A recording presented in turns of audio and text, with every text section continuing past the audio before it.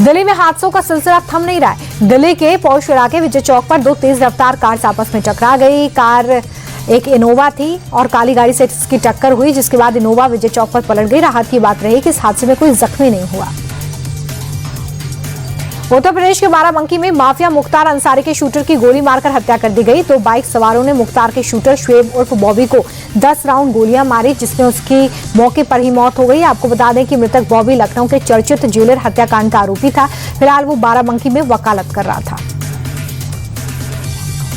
महाराष्ट्र के पुणे में देखते ही देखते एक रोडवेज बस आग का गोला बन गई। सड़क किनारे खड़ी इस बस के इंजन से धुआं उठना शुरू हुआ, जिसको देखते हुए अंदर बैठे लोग बाहर निकल आए। देखते ही देखते आग ने पूरी बस को अपनी चपेट में लिया। जब तक दमकल कर्मी पहुंचे तब तक बस खाक हो चुकी थी।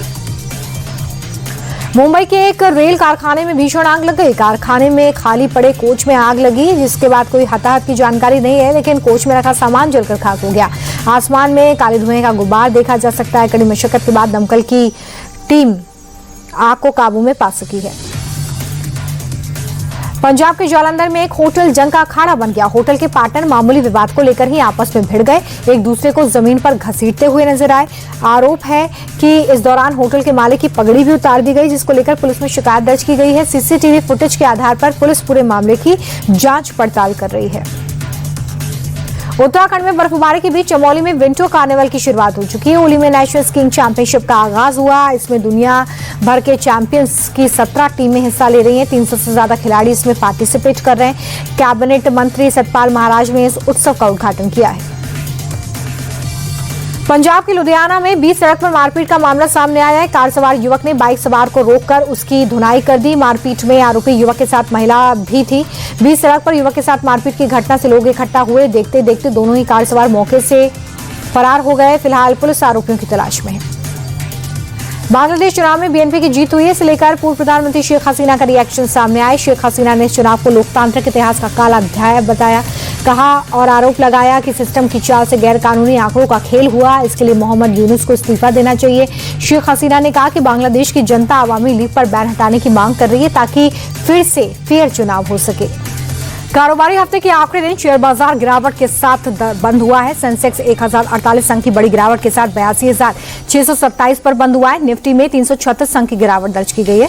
निफ्टी 50 के 45 शेयर्स में बिकवाली रही है, तो वहीं मेटल, आईटी, एनर्जी शेयर्स में ज्यादा गिरावट दर्ज की गई है। ग्लोबल मार्केट की बात करें तो अमेरिकी बाजार में 2% की गिरावट दर्ज रही। एशियाई बाजार में मिलाजुला कारोबार हुआ।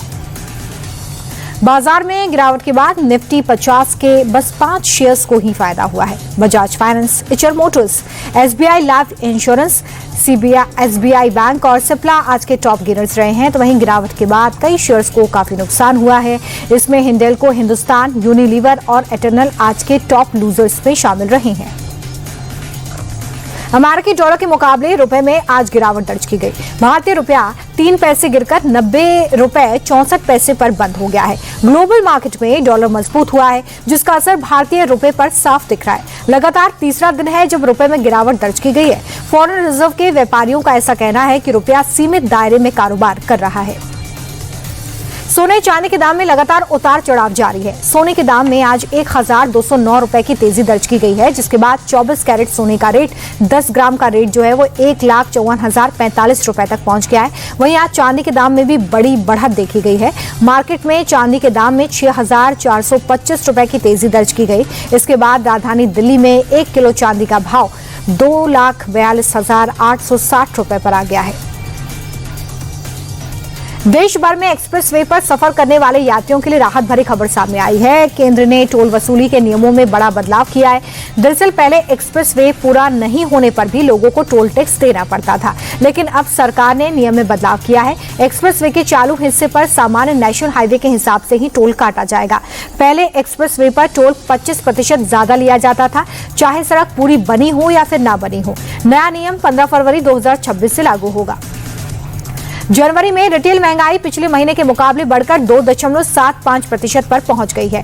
दिसंबर 2025 में रिटेल महंगाई 1.33% पर थी, जो कि 8 महीनों में सबसे ज्यादा है। मई 2025 में महंगाई 2.82% पर पहुंच गई थी। सरकार ने महंगाई मापने के लिए आधार वर्ष को 2012 से बदलकर 2024 कर दिया है। ये बदलाव 1 दशक से ज्यादा समय के बाद हुआ है।